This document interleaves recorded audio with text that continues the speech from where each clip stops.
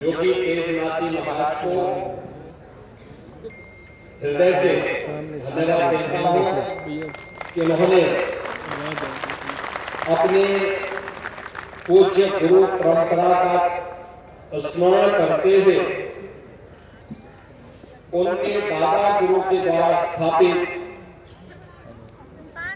इस आश्रम के पुनरुद्धार के साथ ही आजादी के समय पाकिस्तान छोड़ करके इस देश में अपनी साधना को पुख्ता करने के लिए योगीराज गिरधारीनाथ जी महाराज ने इस सीतापुर जनपद में अपनी जो साधना की थी उनकी साधना गुफा को एक भव्य स्वरूप देकर के आज उसके लोकार्पण कार्यक्रम के साथ हमें जोड़ने का अवसर प्राप्त उन्होंने अवसर दिया है। मैं इसके लिए उनका हृदय से अभिनंदन करते हुए उनको बधाई देता हूं। उनके सभी भक्तों को भी इस अवसर पर हृदय से मैं बधाई देता हूं। जैसा कि आपके सामने अभी महंत बालकनाथ जी महाराज ने आपके सामने बताया कि श्री तेजनाथ जी महाराज के जो दादा गुरु थे योगीराज गिरधारीनाथ जी महाराज, वे वर्तमान में पाकिस्तान में स्थित हिंगलाज देवी के पावन धाम से कुरुक्षेत्र होते हुए सीतापुर की धरा पर आए और इसी स्थान पर उन्होंने अपनी साधना के लिए गुफा बनाई थी। वर्षों तक यहां साधना की और उनके उपरांत उनके शिष्य और योगीराज तेजनाथ जी महाराज के पूज्य गुरु योगीराज चरणनाथ जी महाराज ने फिर शास्त्रों को आगे बढ़ाया। यानी गुरु शिष्य की और परंपरा जो स्वतंत्र भारत में भारत के अंदर आकर के अपनी परंपरा का अपनी विरासत को अक्षुण्ण बनाए रखने के इस कार्य के साथ जुड़ी हुई है, यह एक अभिनंदनीय प्रयास है। बहनों और भाइयों, हिंगलाज देवी का स्थल और गोरखपुरा ये पश्चिमी भारत का जो हमारा बृहत्तर भारत था वहां का एक प्रमुख शक्तिपीठ। जैसे पूर्वी भारत में असम में कामाख्या शक्तिपीठ का महत्व है, ऐसे ही पश्चिमी भारत में हिंगलाज देवी की धाम का महत्व। आज भी जाते हैं लोग, बड़ी श्रद्धा के साथ जाते हैं, लेकिन दुर्भाग्य से पाकिस्तान में स्थान जाने के कारण शेष भारत के भक्तजनों को वहां जाने का सौभाग्य नहीं प्राप्त होता। बहुत कम मात्रा में लोग जा पाते हैं। लेकिन हिंगलाज देवी एक शक्तिपीठ और इन सभी शक्तिपीठों के जो प्रतिष्ठापक थे वह थे नाथ संप्रदाय के परमाचार्य महायोगी गुरु गोरखनाथ जी। उनका होना भी वहां स्थित है और उसी परंपरा से जुड़े हुए थे योगीराज गिरधारीनाथ जी महाराज, योगीराज चरणनाथ जी महाराज, जिनके इस समाधि मंदिर और उनके द्वारा स्थापित इस साधना गुफा के साथ आज हम सबको जोड़ने का अवसर प्राप्त हो रहा है। मुझे बहुत अच्छा लगा कि आप लोगों ने उत्तर प्रदेश में कार्यक्रम यहाँ पर सीतापुर में किया है। सीतापुर ऐसे ही योगीराज गिरधारीनाथ जी की साधना स्थल नहीं बन रही है, यह भारत के सनातन धर्म का एक पौराणिक स्थल है। भारत का वैदिक ज्ञान के संग्रह का उसको एक स्वरूप देने का, उसे लिपिबद्ध करने का स्थल है। और उसी स्मृति को बनाए रखने के लिए हम लोगों ने मेरी सारण्य को भारत के इस पौराणिक तीर्थ को पुनर्स्थापित करने के बड़े कार्यक्रम को अपने हाथों में लिया। आपने देखा सरकार वर्तमान में मेरी सारण्य में अनेक कार्यक्रम आगे बढ़ा रही है।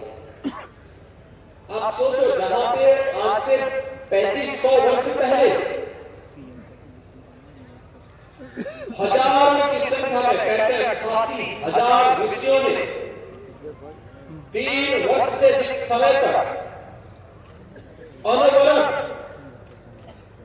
एक जगह एकत्र होकर के और वहां पर भारत के पूरे पुराण, जितना भी पुराण है, सभी पुराण लिपिबद्ध करने का काम किया। उससे पहले श्रीमद् भागवत महापुराण की रचना हो चुकी है, लेकिन उस पुराण के जितने भी पुराण बने हैं, इन सब की रचना का जो पवित्र स्थली है, वह पवित्र स्थली यही सीतापुर, वर्तमान का सीतापुर जनपद और वही नैनी सारण्य है, जिसमें बड़े श्रद्धा भाव के साथ जाते हैं। ऐसे ही एक सिद्ध साधक हिंगलाज देवी के स्थान से यहाँ पर नहीं आया, अपने पूज्य गुरु के आदेश से उनको एक ऐसा स्थान चाहिए था देखने के लिए जहां पर निर्जन हो, कोई उनको पहचानता ना हो। भटकते उसको गुरु प्रेरणा से, ईश्वर की कृपा से यह स्थान, यहाँ पर उनको यह स्थल प्राप्त हुआ और उन्होंने यही के गुफा बनाकर अपनी साधना। भारत की पूरी परंपरा ही इससे जुड़ी हुई है। भारत सम और विषम परिस्थितियों में, अब देखिए ना, दुनिया के अंदर तमाम सभ्यता और संस्कृति बनी अब समाप्त हो गई। दुनिया के अंदर तमाम सभ्यता संस्कृतियां समय के साथ समाप्त हो गई, लेकिन दुनिया के अंदर तमाम जंजालों को झेलते हुए, तमाम तूफानों को झेलते हुए जो एक सभ्यता और संस्कृति आज भी पूरे गरिमा और गौरव के साथ खड़ी है और दुनिया को मैत्री, करुणा के साथ साथ वसुधैव कुटुंबकम का संदेश दे रही है, तो वह केवल हमारा सनातन धर्म है, सनातन संस्कृति है। आप सोचो कितने प्रयास हुए थे इसको तोड़ने के, कौन नहीं इसको, और दुनिया की पहले कौन ऐसी जाति, मत, मजहब या सेक्ट है जिसको उसकी विपत्ति के समय में सनातन धर्मावलंबियों ने शरण देकर के उसको उसके बंधित होने का अवसर न दिया, हर एक को अवसर दिया, हर एक को बढ़ने का अवसर दिया, शरण दी, लेकिन बदले में जो भी विदेशी आक्रांता है, सच आए, घूर आए, मुसलमान आए, मुगल आए, अंग्रेज आए, जो आया धर्म और संस्कृति को भी नष्ट करता था, देश को भी लूटता था। दोनों काम करते हैं। याद करिए, जिसको भी अवसर मिला अकेले दुनिया के अंदर सनातन धर्मावलंबी है, जिनके पास बल भी था, बुद्धि भी थी, वैभव भी था, लेकिन उन्होंने कभी भी इसका दुरुपयोग नहीं किया। इसका उपयोग मानवता के कल्याण के लिए किया। सनातन धर्मावलंबी ही इस बात की घोषणा भी करता है कि अयम निज परोवेति गणनामक चेतसाम उदार चिंतानाम तो वसुधैव कुटुंबकम्, यानी यह मेरा है, यह तेरा है, यह तो संकुचित बुद्धि का ही व्यक्ति करता है। उदार चरित्र वाले लोगों के लिए तो पूरी दुनिया ही एक परिवार है, एक कुटुंब है, और एक कुटुंब का यह भाव, वसुधैव कुटुंबकम् का यह भाव, यह सनातन धर्मावलंबियों के संकल्प का ही नहीं, उनके जीवन का अर्थ है। हरेक अपने जीवन में रखता है। और मनुष्य तो क्या, हमने तो चराचर जगत के कल्याण की बात की,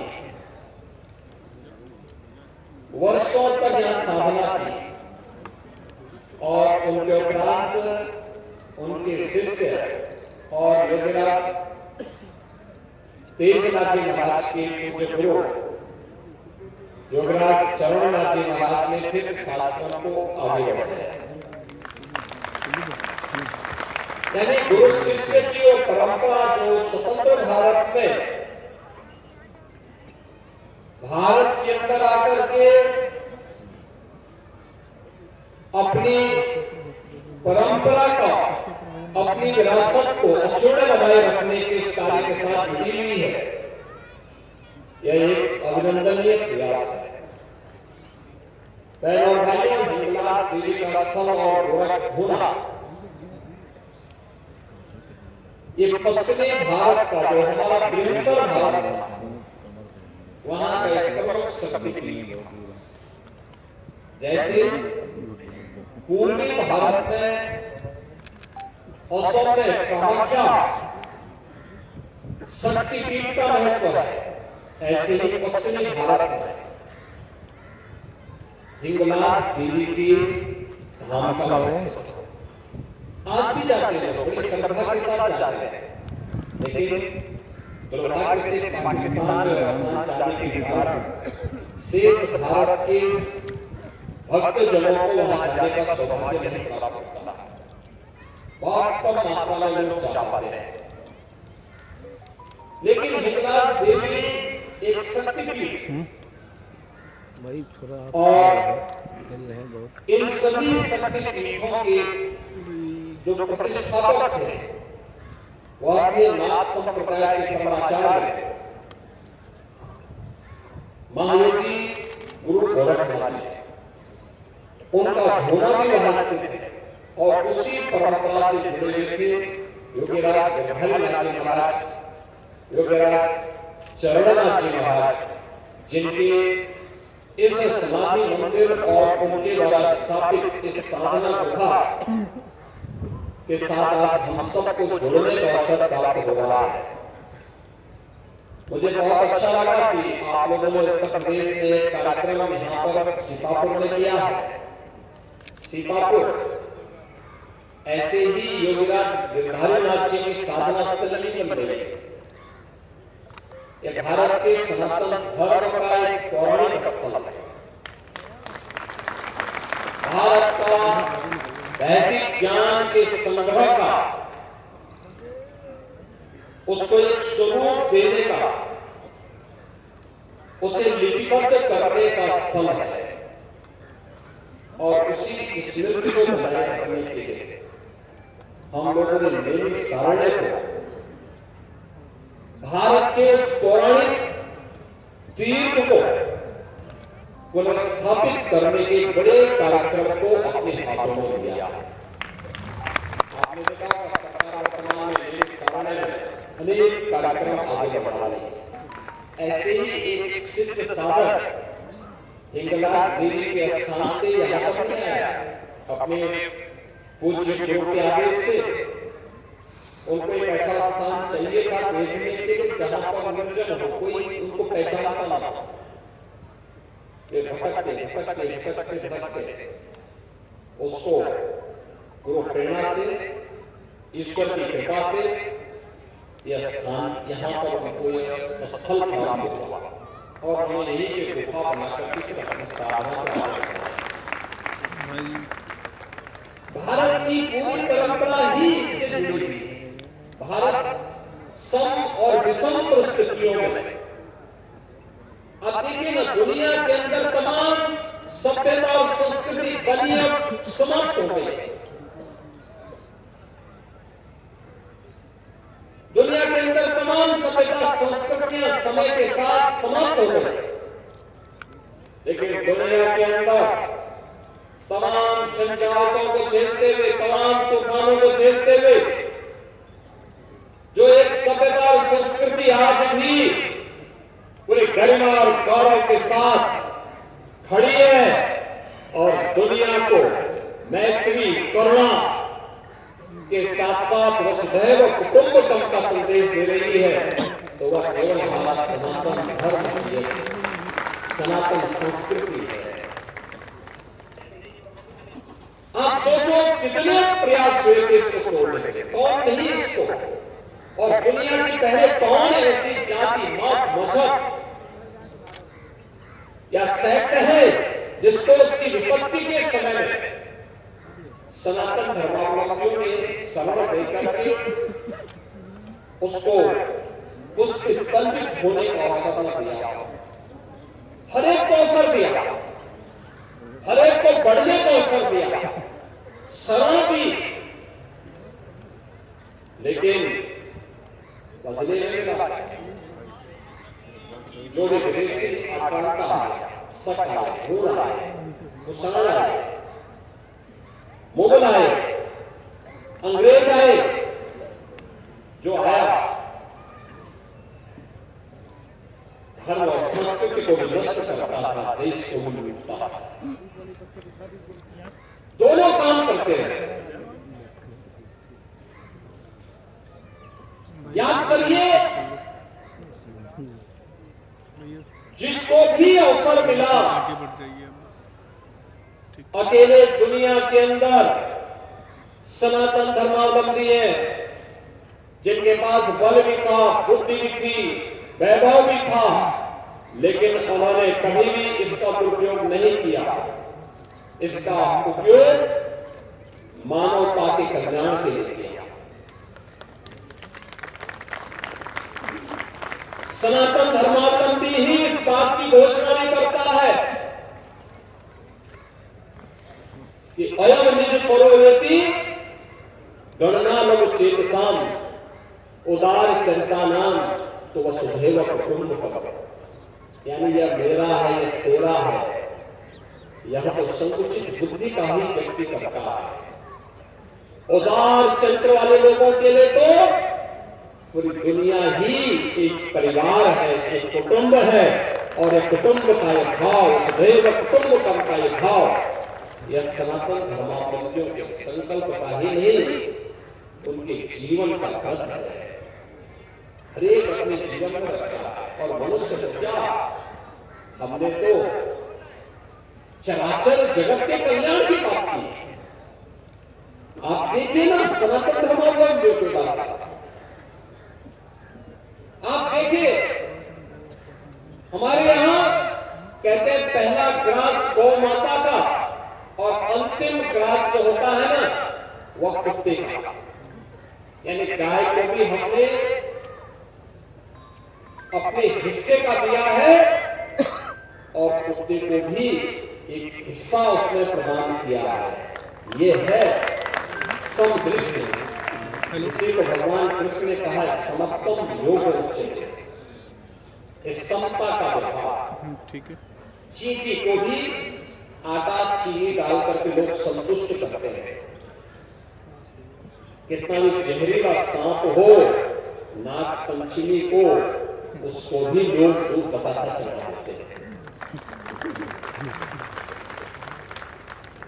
देश के अंदर ही हो सकता है, दुनिया के अंदर नहीं होता। लेकिन जो भी आया शरण मांगने के लिए आया तो शरण मिली,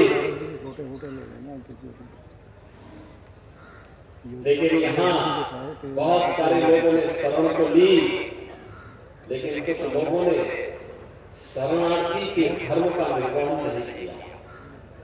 यहाँ आकर के हाथ की उंगली पकड़ करके बाद में गला दबाने का काम भी लोगों ने किया।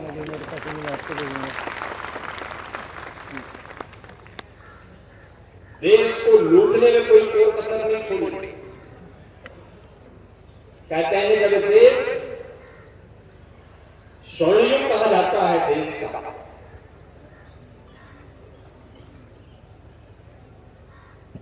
चाणक्य और चंद्रगुप्त मौर्य का जो शासन था, याद करिए वो देश का स्वर्णयुग है।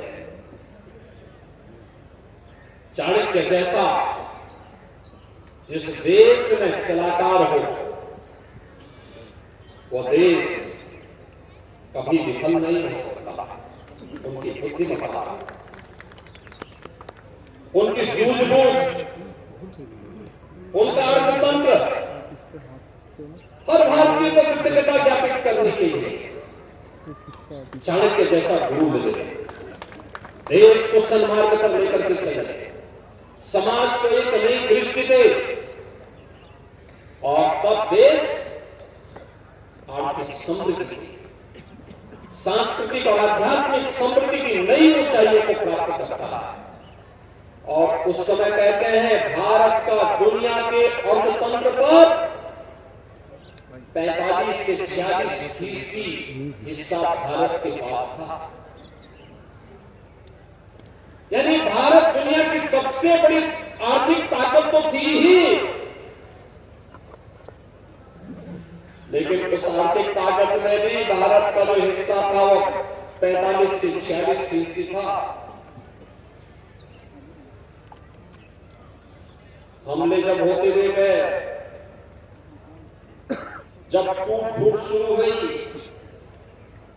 हम आपस में बढ़ते गए, मत और मत के आधार पर, संप्रदाय के आधार पर, जाति के आधार पर, क्षेत्र के आधार पर, भाषा के आधार पर, कहां तक ये चलेगा। ये हमले भी बढ़ते गए, लूटपाट भी बढ़ती गई, लगातार ये चलता रहा। कहते हैं आज से 400 वर्ष पहले तक दुनिया की अर्थव्यवस्था में भारत की हिस्सेदारी सर्वाधिक कम थी। नंबर 1 पर भारत था, नंबर 2 पर चीन था। चीन तेजी के साथ आगे बढ़ रहा था। उस समय भारत को उस पर